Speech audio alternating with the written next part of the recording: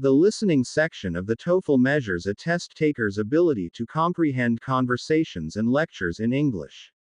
There will be a conversation and 2 lecture-based passages included in this practice. After listening to each recording, you will then answer a few questions about it. You are allowed to take notes of important details while listening to the recording. You may also use your notes while answering questions to help you figure out answers more accurately. The questions will be narrated. For questions that require replaying of a part of a conversation or lecture, you will see a headset icon beside the direction. This means that you have to wait for the replayed part before answering the question. After you are done answering all the questions, an answers and explanations part will follow for you to check how well you did with the practice and to better understand how an answer to a question is determined. Listen to a lecture in a physics class. Lasers are no longer fantasies found exclusively in science fiction books and movies. Today they are a reality and are used in a multitude of applications. For instance, we use lasers in CD and DVD players, in many types of surgery, and in the transmitting of electronic communications, to name but a few of their uses. What is a laser? It's a type of light, but it is light that flows in one direction. Additionally, all the light particles in a laser are a single color, which means that they have the same wavelength. Just so you know, when something is a single color, it's said to be monochromatic. As for how a laser is made, well, it's the result of the stimulated emission of photons. What happens is that a photon, that's the basic unit of light, so a photon strikes an atom that's in an excited state. This causes the atom to release another photon, which is identical to the first one. Both photons travel in the same direction. They begin striking other atoms, which causes this release of more photons. Then a chain reaction of sorts occurs as the laser beam is formed. This is actually why we use the name laser. It's an acronym for Light Amplification by Stimulated Emission of Radiation. That spells LASER. Janice, you have your hand up? Yes, sir. Who discovered, or invented, I guess I should say, the laser? Good question. The principles behind the laser were first proposed by Albert Einstein in a paper he wrote in 1917. Since then, several scientists around the world worked on making a practical laser, but the first one wasn't built until the 1960s. This happened in the United States, but there wasn't just one person responsible. Instead, it was many people and one company, Bell Labs, that together played a significant role in making lasers a reality. The main problems they encountered in building a practical laser were first getting the atoms to become excited, and then finding a way to focus the photons in a single direction. You see, when more atoms in a substance are in an excited state than in a low-energy state, you have what's called population inversion. To get these atoms excited to a state of population inversion, what's needed is an optical cavity with a gain medium, as well as a source of power such as electricity. Understand? I'm sorry, sir, but that went completely over my head. All right. It appears that some of you are a bit confused. Let me define these terms for you then. First, the optical cavity. That's merely an enclosed space. Inside the optical cavity is something called a gain medium.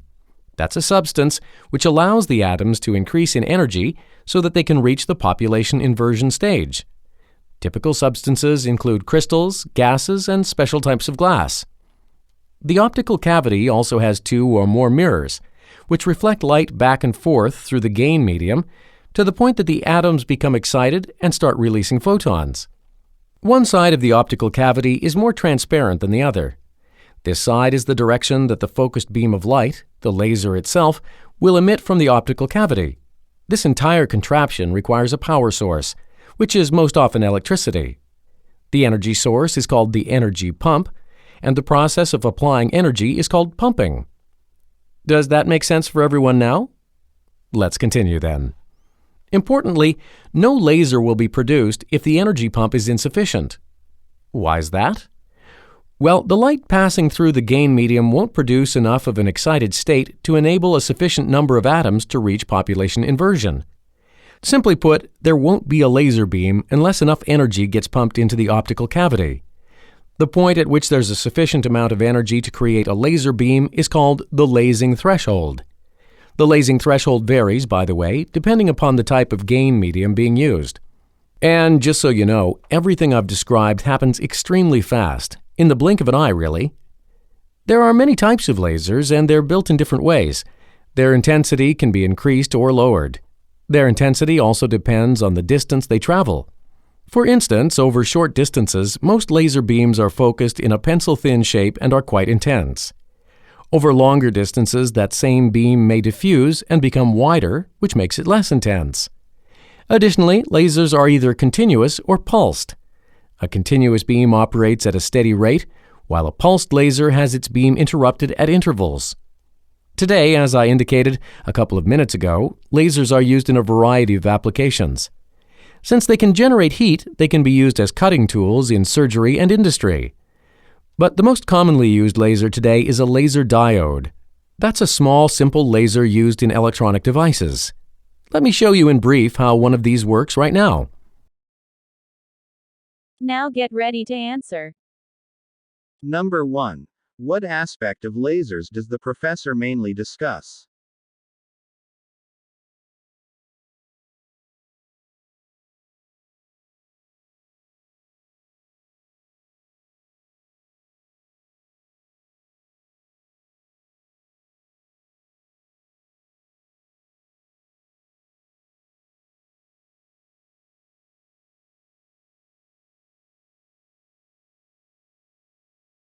Number 2. According to the professor, what is a gain medium?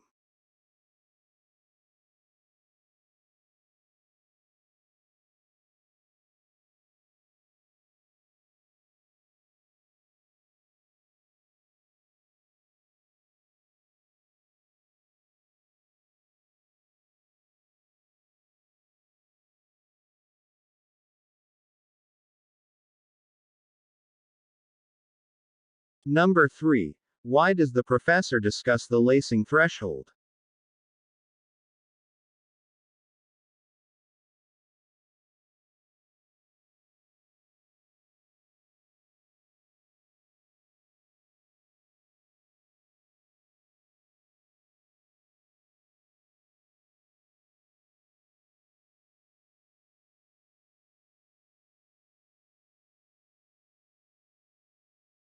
Number 4. What will the professor probably do next?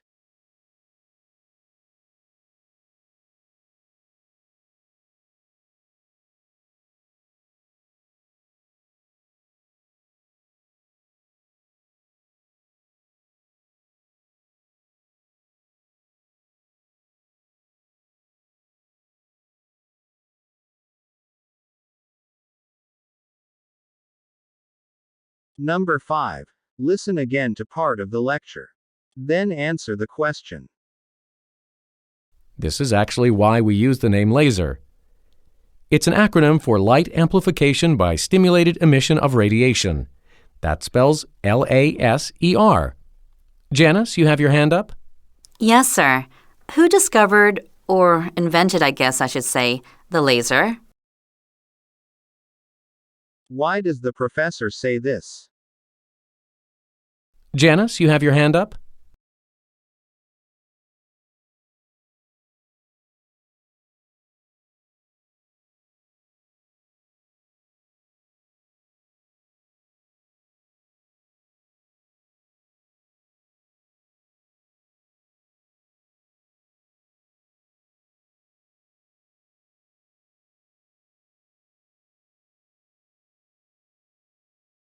Number 6. Listen again to part of the lecture. Then answer the question.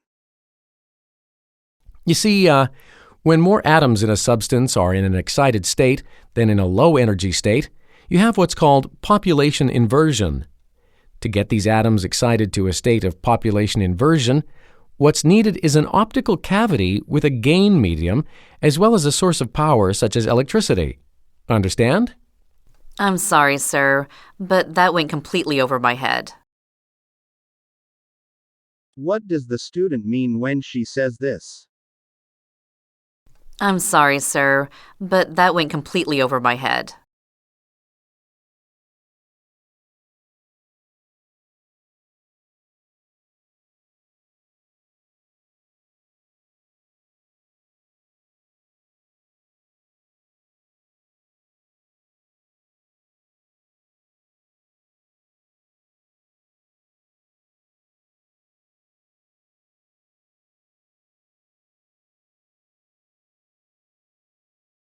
Listen to a lecture in a history class. Today, Ireland is an independent nation, but at one time, the entire place belonged to the British Empire. The island was formally made a part of Great Britain in the Act of Union in 1801. Until then, Ireland had had its own parliament, but after the passing of the Act, the Irish Parliament was closed down and the Irish were given representation in the British Parliament. Over the next century or so, various attempts were made to grant Ireland something called Home Rule. This basically meant that the Irish Parliament would be revived, thereby giving the Irish some degree of autonomy. Unfortunately, all attempts at Home Rule failed. This, in turn, led to more radical forces in Ireland starting to push for an armed insurrection to throw the British out of the country. The most significant event in the Irish struggle for freedom took place in 1916 at the height of World War I. This became known as the Easter Rebellion or the Easter Rising. On Easter Monday, April 24, 1916, Irish nationalists seized several crucial points in Dublin, the capital city. For the next 7 days, fighting took place in and around Dublin until the British succeeded in re-establishing control. The immediate results were that the rebellion was crushed, the leaders were captured, and, in many cases, executed for treason, and Ireland's bid for independence seemed doomed.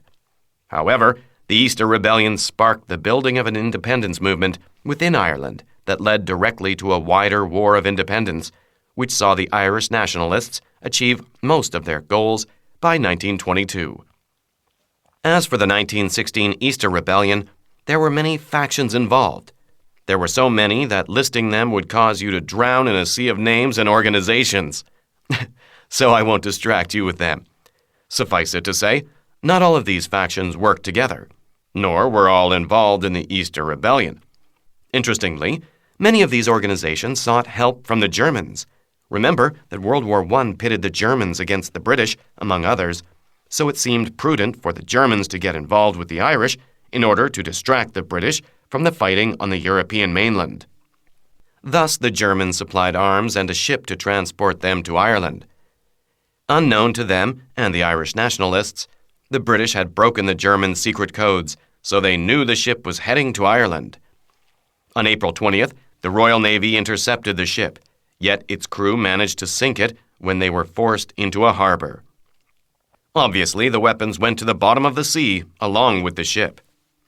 This loss almost caused the Irish to abandon their plans, but they pressed on anyway. They merely delayed action from Easter Sunday, April 23rd, to the next day, Easter Monday, April 24th. On that day, around 1,200 armed men took control of some key places in Dublin, including the post office, which became their headquarters. The Irish nationalists then declared the independence of the Irish Republic. Yet the Irish failed to take one key place, Dublin Castle. This was the center of British power in all of Ireland and was seen as a symbol of the hated British. Keeping the castle let the British maintain some measure of control in Dublin. Didn't the British know the rebellion was going to take place? It seems that they must have, since they knew about the German ship. Well, they knew something was going on, but since it was Easter, they felt that nothing would happen then. The British did, however, have plans to arrest many of the people whom they believed were leading the movement, yet orders approving the arrests didn't arrive from London until after the rebellion had already begun. So, yes, the British were caught by surprise, and, in some clashes on the first day, many British soldiers were killed, along with some nationalists and civilians who were caught in the crossfire. What happened next? Well, the British moved quickly to suppress the uprising. They were unintentionally helped by the Irish, who had failed to capture the port facilities or main train stations. Obviously, the leaders of the rebellion didn't possess much knowledge concerning military matters. Anyway, this tactical error let the British move in reinforcements, including heavy artillery. The local commander declared martial law, and then the British slowly but surely began to regain control of Dublin. The next few days were a bloody affair. The British wore down the Irish mostly with artillery. There were some battles between infantry during which the Irish inflicted a large number of casualties on advancing British troops. Still, by the next Sunday, the Irish were forced to surrender. Many of the Irish leaders were killed. Those who survived were mostly captured, tried, and either executed or imprisoned. But the flame of rebellion had been lit. The Irish would be inspired to try both political and military means of gaining their independence. So let me tell you what they did next. Now get ready to answer. Number 1. What is the main topic of the lecture?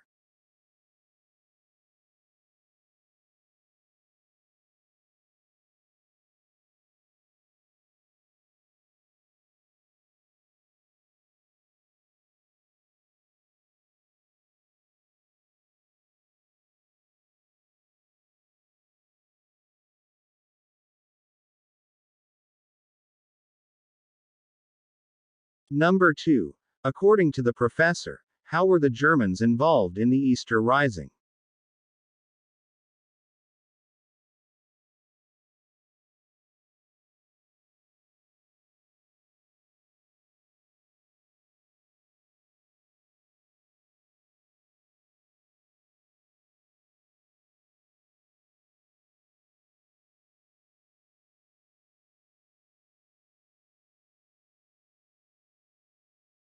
Number 3.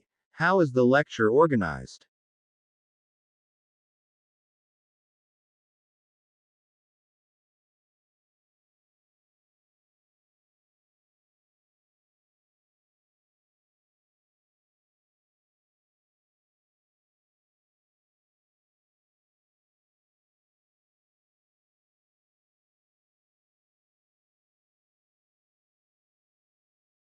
Number 4. What will the professor probably do next?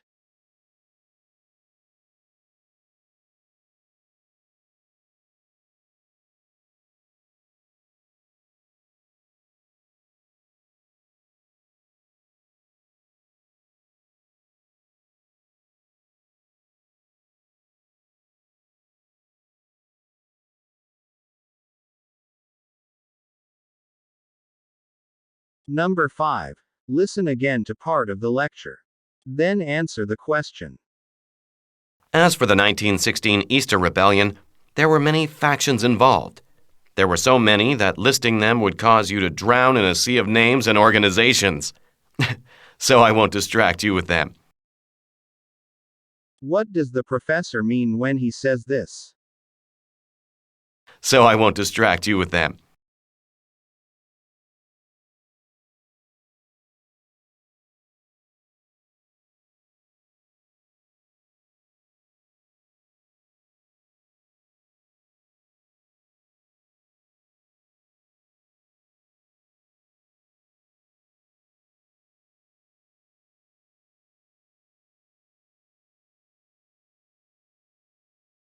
Number 6. Listen again to part of the lecture. Then answer the question. What happened next? Well, the British moved quickly to suppress the uprising. They were unintentionally helped by the Irish, who had failed to capture the port facilities or main train stations. Obviously, the leaders of the rebellion didn't possess much knowledge concerning military matters. What does the professor imply when he says this? Obviously, the leaders of the rebellion didn't possess much knowledge concerning military matters.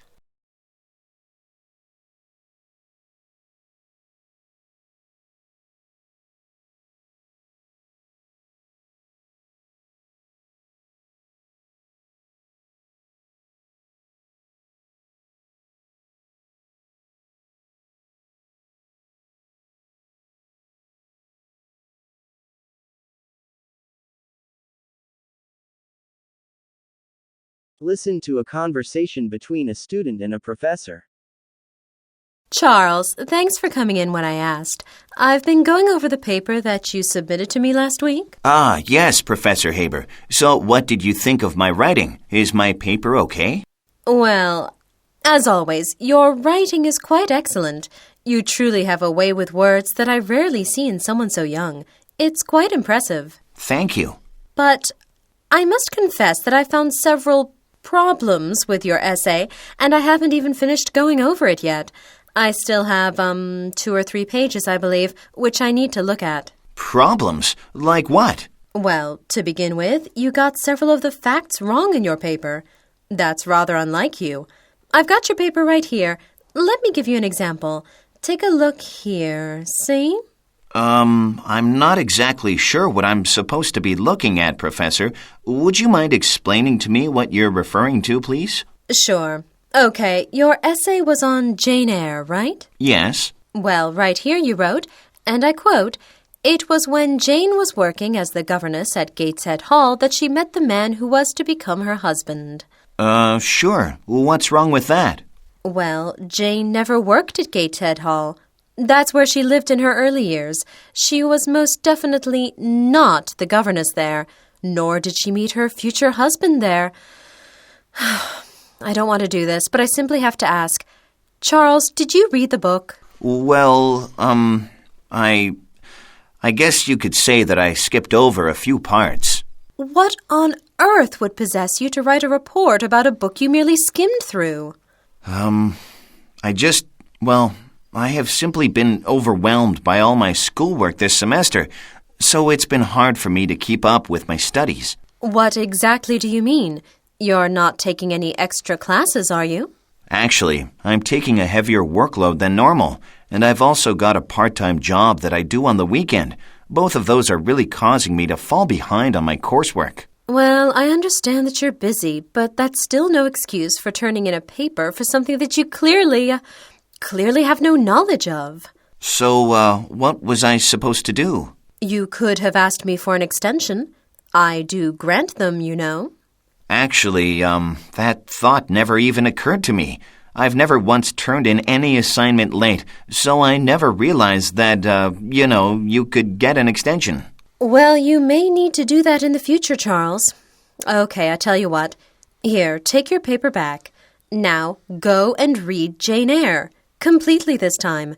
Then rewrite your paper. I want it on my desk a week from today. Seriously? Yes, seriously. Now, go on and get out of here. You've got some reading to do. Now get ready to answer. Number 1. Why did the professor ask to see the student?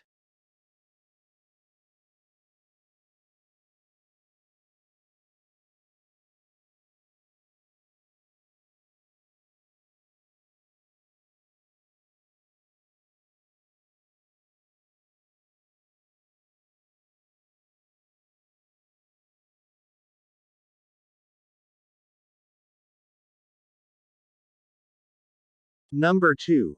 What does the professor say about the student's paper?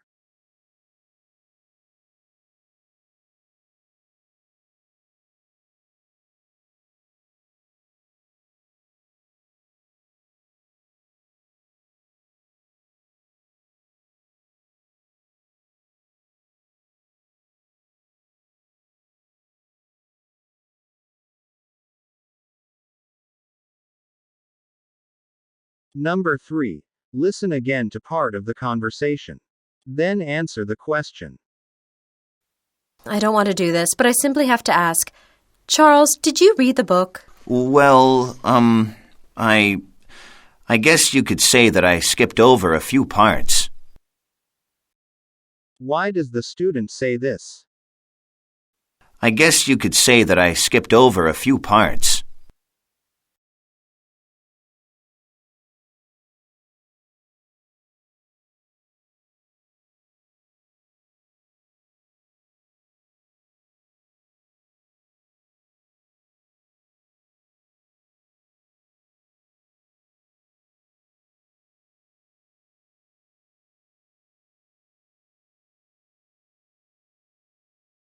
Number 4.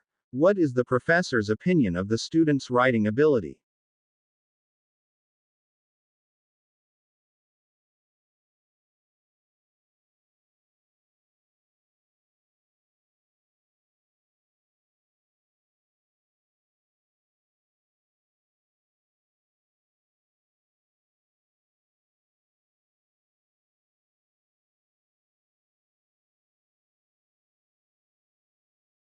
Number 5. What will the student probably do next?